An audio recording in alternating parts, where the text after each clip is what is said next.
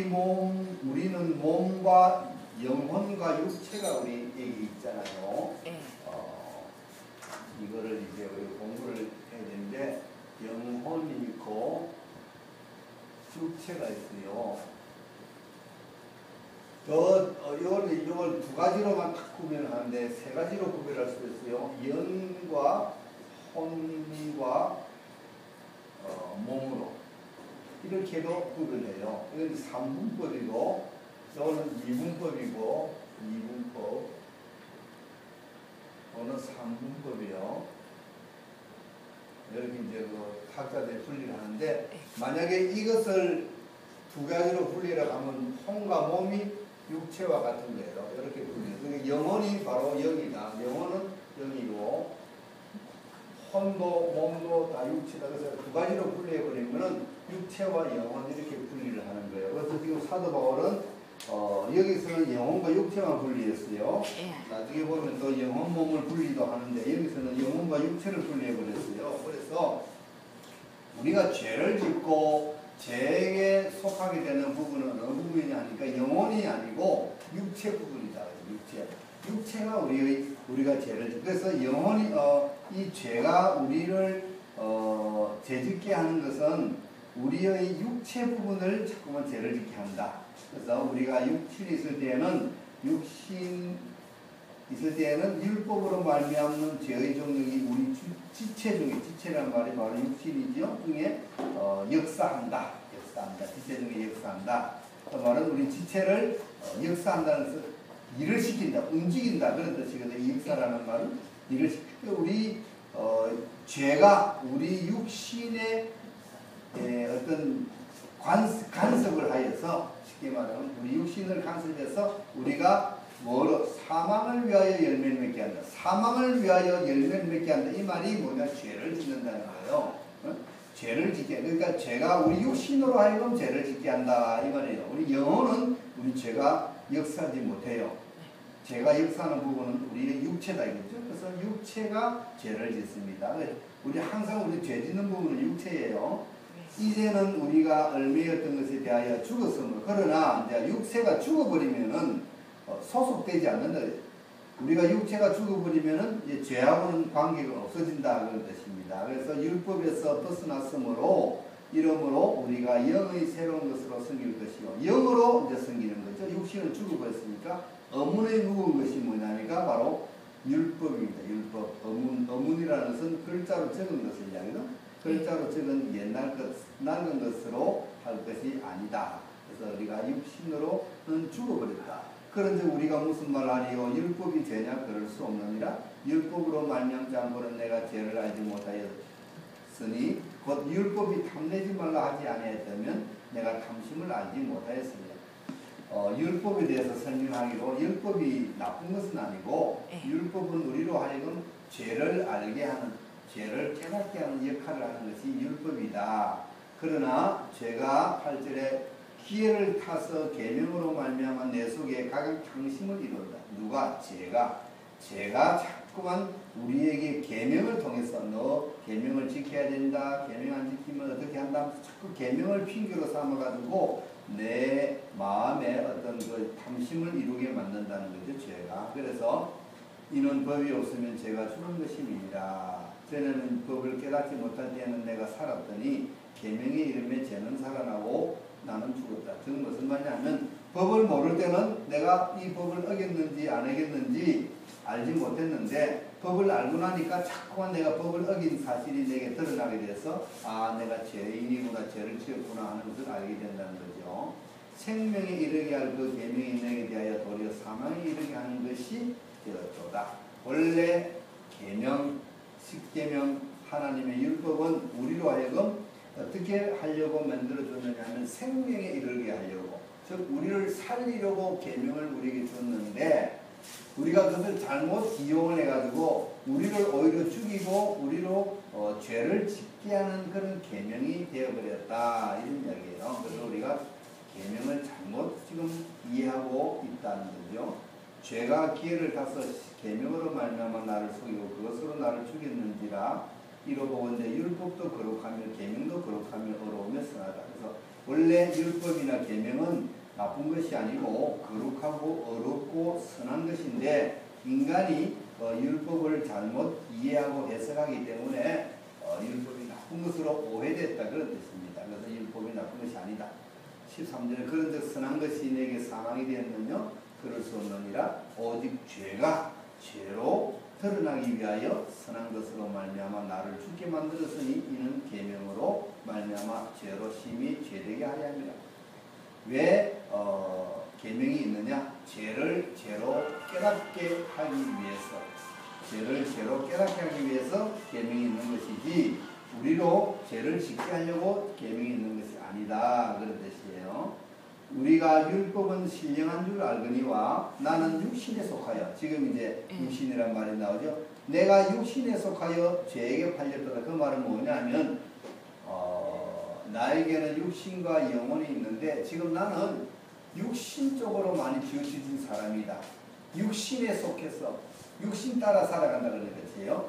영적으로 영을 따라 살아가야 되는데 사람이 육신을 따라 살아간다. 그 말은 무슨 말이에요? 육신의 욕심, 육신이 하고자 하는 것, 욕망, 여러 가지 탐욕, 엄난, 그 다음 뭐 어떤 것, 향락이라든가 이런 어떤 육신적인 것을 우리가 절개한다 이런 뜻이에요. 내가 생각하고 내가 행동하는 것이 전부 다 육신을 위하여 하는 거예요. 영적인 일을 하는 것이 아니라 영적인 일을 한다는 것은 하나님을 생각하고 하나님을 사랑하고 말씀을 잘 읽고 기도하고 예배하고 선을 행하고 이런 것이 선을 영을 따라 행하는 일인데 우리는 그런 것에는 관심이 없고 먹고 자고 마시고 즐기고 뭐 살인하고 탐욕하고 이런 쪽에만 우리가 늘 치우쳐 있다 이런 뜻이. 그것이 바로 뭐냐? 나는 육신에 속하였다 이런 뜻. 그래서 죄 아래 팔렸다 말은 죄를 짓는다는 거예요. 내가 육신을 좋아하고 육신의 쾌락과 육신의 욕심 때문에 내가 죄를 짓고 있다 이런 뜻이에요. 우리가 15절에 보면 나의 행하는 것, 내가 행하는 것을 내가 알지 못한다. 그래서 이 사도 바울이 무엇이라 하냐면 지금 내가 하는 이 행동을 내가 알지를 못해요. 왜?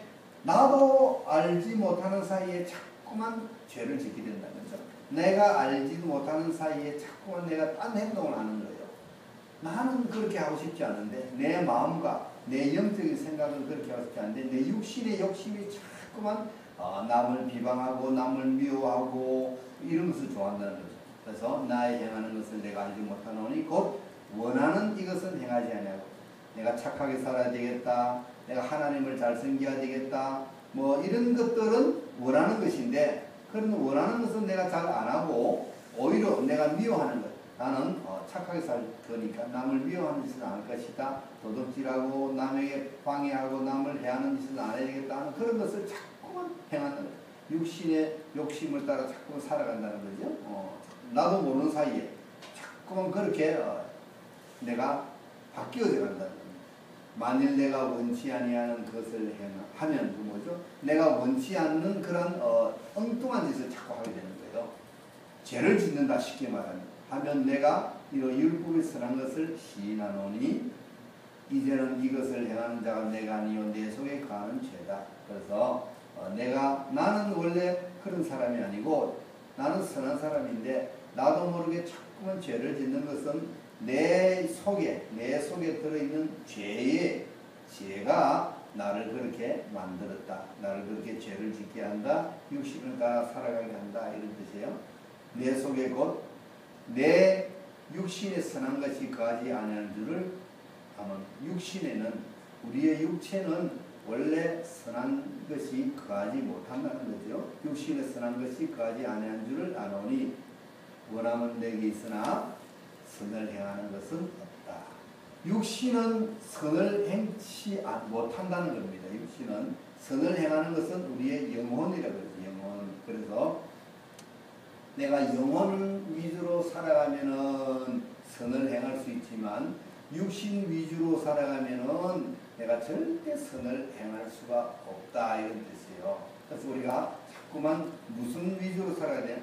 영적인 영혼을 위주로 우리가 살아가야 되는데 우리 보통 사람들은 영혼보다는 육신을 위주로 살아갑니다. 그래서 세상 속에서 먹고 입고 마시고 좋은 옷 입고 좋은 차 타고 큰 집에 살고 높은 지위에 올라가고 명예를 가지고 힘을 가지고 전부 다 이런 육신적인 것만 좋아하고 자꾸 그쪽으로만 살아가지 남에게 선을 베풀고 자선을 하고 어려운 일을 하고 하나님을 섬기고 이런 일은 잘 안 한다. 그러니까 우리는 영혼 쪽으로는 잘 일을 하지 않고 육체 쪽으로 자꾸 우리가 살아가는 우리가 바로 그렇게 선을 행하지 못하고 육신을 따라서 죄를 짓고 살아간다 그런 뜻이에요. 그래서 원래 나는 그것이 아닌데 원래 나는 죄를 짓고 살아가고자 하지 않는데도 불구하고 내 몸에 죄가 들어가 있었어. 우리 사람에게는 죄성이라는 것이 있어요. 왜 그러느냐면 우리는 아담과 하와의 그 혈통을 이어받았기 때문에 아담과 하와가 죄를 지었고 그 죄성이 우리 인간에게 쭉 유전이 되어 오기 때문에 우리 인간은 그런 죄성을 가지고 있어서 자꾸만 죄성이 강하게 우리에게 나타난다는 거예요. 그래서 우리가 선과 악이 우리 속에 공존하고 있어요. 공존. 그래서 우리 어떻게 하면은 죄를 이기고 선을 행하며 살아가느냐 되느냐 하는 것이 우리가 늘 싸워야 하는 과제라는 거죠.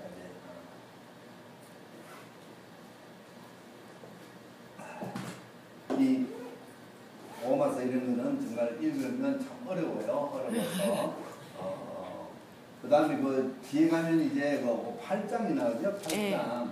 8장에 가면 이제 영혼과 육체에 대해서 더 이제 계속 이야기하고 8장을 읽으면은 그래서 결코 예수 그리스도 안에 있는 자에게는 결코 중재함이 없나니 이는 그리스도 예수 안에 있는 생명의 성령의 법이 죄와 사망의 법에서 너를 해방하였습니다.